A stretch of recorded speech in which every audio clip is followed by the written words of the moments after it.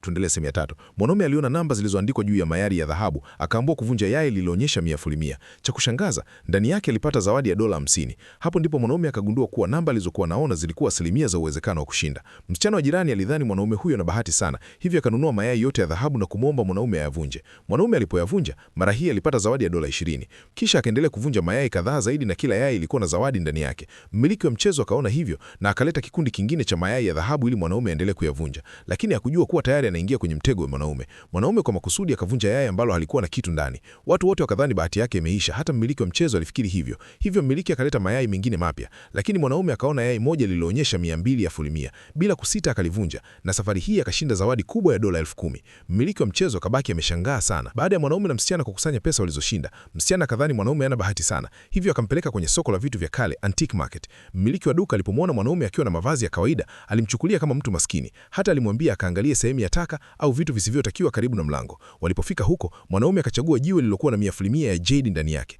Ili asionekane anajua sana, akanunua pia jiwe jingine la taka lililokuwa karibu. Mtaalamu wa tathmini alipoyaona mawe hayo mawili, hakutaka hata kuyachunguza, akisema yote hayana thamani. Wakati huo tajiri mmoja aliingia pale pamoja na aliyekuwa mpenzi wa zamani wa mwanaume. Wakamcheka wakisema anastahili tu kununua taka ambazo hakuna mtu anazitaka. Kisha, ili kuonyesha utajiri wao, tajiri huyo akanunua jiwe la gharama kubwa sana. Lakini mwanaume aliona kuwa uwezekano wa kuwa na jade ndani yake ni 100%. Hivyo akamwomba tajiri huyo aweke dau. Tajiri huyo akakubali kwa kujiamini sana. Mtaalamu akaanza kukata jiwe la tajiri. Mara tu alipoanza kulikata, mwanga wa kijani ukaonekana. Tajiri huyo akaanza kujisifu mbele ya watu wote. Lakini jiwe lilipokatwa kabisa, hakukuwa na jade ndani yake. Thamani yake ilikuwa kama dola 50 tu. Hata hivyo, tajiri huyo bado alidhani ataibuka mshindi kwa sababu aliamini mawe ya mwanaume hayana thamani kabisa. Sasa, mtaalamu akaanza kukata mawe ya mwanaume. Jiwe la kwanza lilipokatwa, lilikuwa taka kabisa. Tajiri huyo karibu acheke kwa sauti kubwa, lakini mwanaume hakushtuka hata kidogo. Akamwomba mtaalamu aendelee kukata jiwe la pili. Jiwe la pili lilipokatwa, ndani yake kulikuwa na jade ya Imperial Green ya daraja la juu kabisa. Thamani yake ilikuwa karibu dola milioni 10.